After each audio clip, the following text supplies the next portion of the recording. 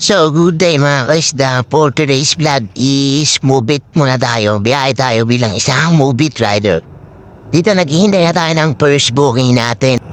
At maya-maya lang na ay pinasukan na tayo ng first booking natin. Ay bali ang pick up natin ito dito sa Max Restaurant sa tapat ng SM San Mateo. Meron na tayong first booking.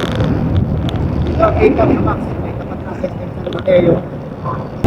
At bilang sabit nga lang ay nakarating na ako sa pick-up location. At dito nga may napansin ako isang babaeng nakatayo at nakakala ko na baka hindi ito yung aking pasahero. At inisip ko na baka naghihintay lang siya ng kanyang masasakyan.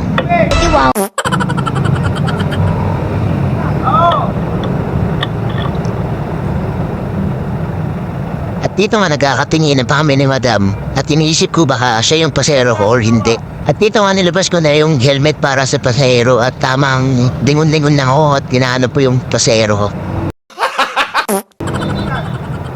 At dito nga ikinat ko na yung pasahero ko para sabihin na nandito na ako. At dito nga napagtanto ni Madam na ako yung binok ng rider at dito pares kami natawa kasi yun dyan, siya pala yung pasahero ko at ako rin pala yung rider na binok niya. Gulo-gulo! At dito nga inoffer ko na ilagay namin sa top box yun. Di ba lang gamit para mas comfortable siya sa biyahe namin.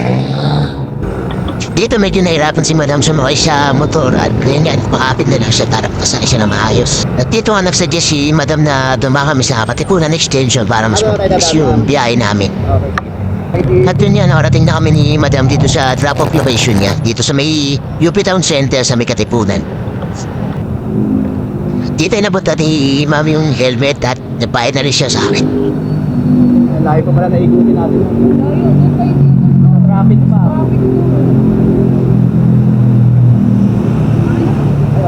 Thank you, ma. At dito nakalimutan ko yung gamit niya pala nasa top box ko. Buti pinalaala ni Madam. Kalimutan ko rin. Gago! Sabi nga ni Madam, nung baon niya daw pala niya yun. Bawal makalimutan daw. Yun, guys.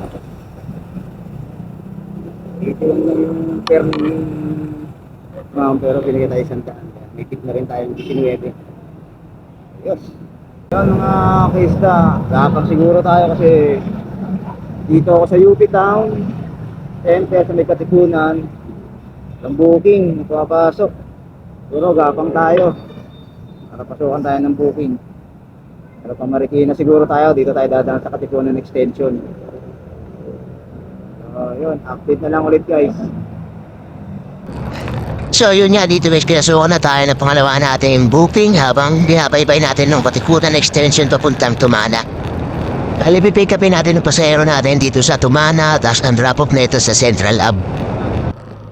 So dito na pick up na natin yung pangalawa natin pasahero dito sa Tumana, Marikina. Pari ang drop off nito sa Central Hub.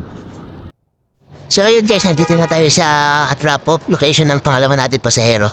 Dito bali ang per ni customer is 75 pesos. Binigyan tayo ng 100. Bali may tip na naman tayong 25 pesos. So yun nga guys, pagpa-drop natin sa pangalawa natin booking, tumambal lang tayo dito sa Central Hub. Yun nga, hindi ilang minuto lang pinasukan na tayo ng pangatlo natin booking. At sa mga oras na to, pupunta na tayo sa pick-up location ng pangatlo natin booking. Alin dito nga guys, na-pick up na natin yung pangatlo natin customer dito sa Mountain Drive sa may Tuyat. Bali ang traffic quit natin dito sa may Chestnut Street sa may Fairview. At yung mga nakarating na tayo sa dropping quit ng pangatlo natin booking. 129 lang.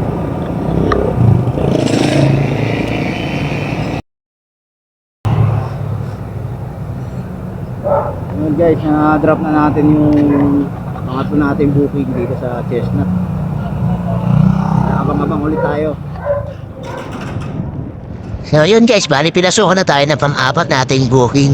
Ito, hindi naman tayo gano'n naghintay na matagal. Kabuhin gato tayo na pang-apat.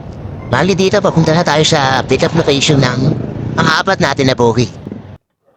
So yun guys, bali nandito na tayo sa pick-up location natin. Bali, mula dito sa Fairview, ihatid natin si Madam sa UP Diliman sa may QC. At yun na nga, nakarating na rin kami dito sa drop-off location ni Madam sa UP Diliman dito sa may QC. Bali dito, wala nang binayaran si Madam kasi naka-cashless siya.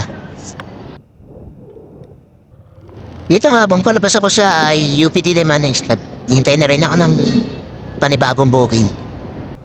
Dito nga, bang pinabalbag yung katikunan, pinasokan ako ng booking. Pero dito hindi ko napansin yung pick-up location is almost 6 kilometer. Kaya mas pinili ko na lang na i-cancel yung booking. Kasi sa pick-up location pa lang, medyo talo na talaga tayo dun. Pagkakaalala ko, ang fare nito is 183. Mula dito sa Katipunan hanggang sa Fatima University sa may Antipolo. At dito nga nagpatuloy na ako para pasukan na panibagong booking. At dito nga drop ko na pala yung panima natin yung booking pero di pala natin na-open yung camera. Kaya hindi natin na-open yung panima natin booking.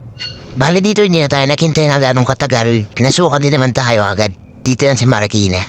Bali mula pala dito sa FEU Marikina, pipick upin natin yung customer dito sa may FTC Street sa may Malamday Marikina. So yun nga, dito na pick up na natin yung pangalim natin na pasero. Bali iatid natin si Sir sa Basay Street sa may Kalumpang. So dito nga na hatid na natin si Sir dito sa may Basa Street sa may Kalumpang. So dito nga naghintay na ako ng panibagong booking. Bali binabaybay ko tong Kalumpang. Hanggang sa nakarating na ako dito sa Marikina ba? Dito na nga tayo pinasukan lang. Dito nating booking. Dito sa 2nd Street sa may Paliparan Subdivision. Going to San Mateo naman to.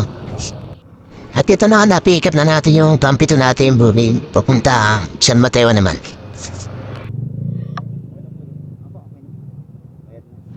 At ito nga nakarating na tayo sa dropping point ng papito natin booking. At dito, pasya muna akong kumain kasi medyo ramdam na rin ako ng gutom.